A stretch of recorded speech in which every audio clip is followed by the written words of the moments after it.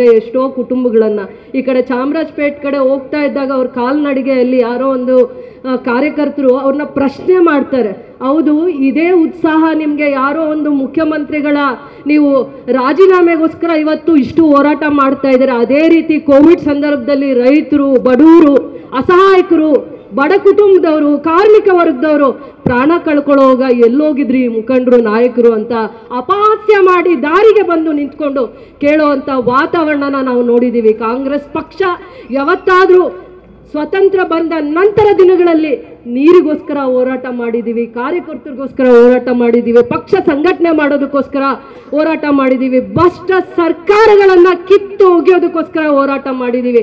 ಯಾವುದೇ ಒಂದು ಮಂತ್ರಿಯನ್ನ ಕೆಳಗಿಳಿಸಿ, ಮುಖ್ಯಮಂತ್ರಿಗಳನ್ನ ಕೆಳಗಿಳಿಸಿ, ಪ್ರಧಾನಮಂತ್ರಿಗಳನ್ನ ಕೆಳಗಿಳಿಸಿ ಅಂತ ಅಪಹಾಸ್ಯ ಮಾಡಿಕೊಂಡು ನಾವು ನಗೆಬಾಟ್ಲಾಗಿ ಎಲ್ಲೂ ಬೀದಿಯಲ್ಲಿ ನಿಂತ್ಕೊಂಡು ಪ್ರಚಾರಕ್ಕೆ ಇಳಿಲಿಲ್ಲ, ಎಂದೂ ಇಳಿಲಿಲ್ಲ ನಾವಂತ ಅಪಹಾಸ್ಯ ಮಾಡಿಕೊಂಡು. ಇದು ಎಷ್ಟು ಷಡ್ಯಂತ್ರ ಇದೆ.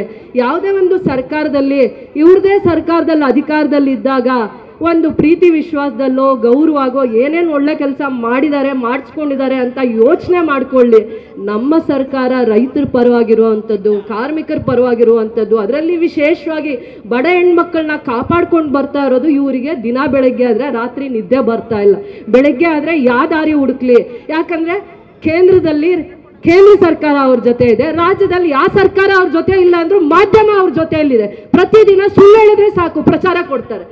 ಏನೂ ಸಿಗಲಿಲ್ಲ ಇವರಿಗೆ, ಏನೂ ಕಾರಣ ಸಿಗಲಿಲ್ಲ. ಏನೂ ಕಾರಣ ಸಿಗದೆ ಇದ್ದಾಗ ಸುಳ್ಳೇ ಪ್ರಚಾರ ಮಾಡ್ಬೋದು ಅನ್ನೋವಂಥ ಒಂದು ತಲೆಯಲ್ಲಿಟ್ಕೊಂಡು ನಮ್ಮ ಕಾರ್ಯಕರ್ತರು ಇಷ್ಟೇ ಜನ ಇದ್ದಾರೆ, ಇಷ್ಟೇ ಸಂಘಟನೆ ಮಾಡ್ತಾರೆ, ಇಷ್ಟೇ ಆಲೋಚನೆ ಮಾಡ್ಕೊಂಡಿದ್ರೆ ಅದು ತಪ್ಪು ಅಂತ ಹೇಳ್ತಾ, ಯಾವತ್ತುವರೆಗೂ ರೈತರು ನಿಟ್ಟುಸಿರಿನಿಂದ ಈ ಸರ್ಕಾರನ, BJP ಸರ್ಕಾರನ ಶಾಪ ಮಾಡಿದ್ರು, ಅವತ್ತು ಅವ್ರು ಕಳಂಕಿತರಾದ್ರು.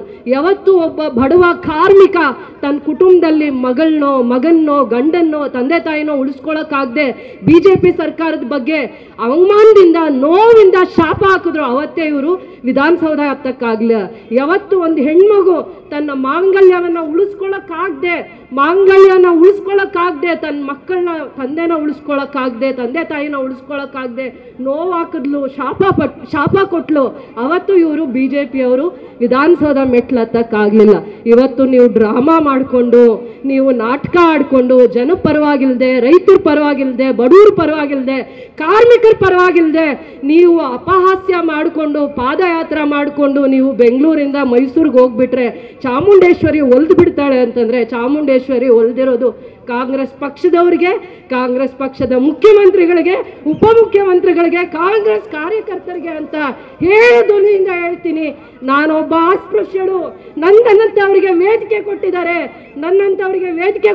ಅಂದರೆ ಒಂದು ದಲಿತರಿಗೆ, ಕಾರ್ಮಿಕರಿಗೆ, ಅಲ್ಪಸಂಖ್ಯಾತರಿಗೆ ಯಾರಿಗೆ ವೇದಿಕೆಯನ್ನ ಈ ಕಾಂಗ್ರೆಸ್ ಪಕ್ಷ ಕೊಟ್ಟಿದೆ ಅಂತ ಎಷ್ಟೋ ಸಾವಿರಾರು ಲಕ್ಷಾಂತರ ಕುಟುಂಬಗಳು ಇವತ್ತು ಕಾಂಗ್ರೆಸ್ ಪಕ್ಷಕ್ಕೆ ಆಶೀರ್ವಾದವಾಗಿ ನಿಲ್ಲುತ್ತೆ. ನಮ್ಮ ಧರ್ಮ, ನಾವು ಕಾಂಗ್ರೆಸ್ ಪಕ್ಷನ ಉಳಿಸ್ಕೊಂತೀವಿ, ಕಾಪಾಡ್ಕೊಂತೀವಿ ಅಂತ ಈ ವೇದಿಕೆ ಮುಖಾಂತರ ಹೇಳ್ಕೊಂಡು ನಿಮ್ಮೆಲ್ಲರಿಗೂ ನನ್ನ ಧನ್ಯವಾದಗಳು.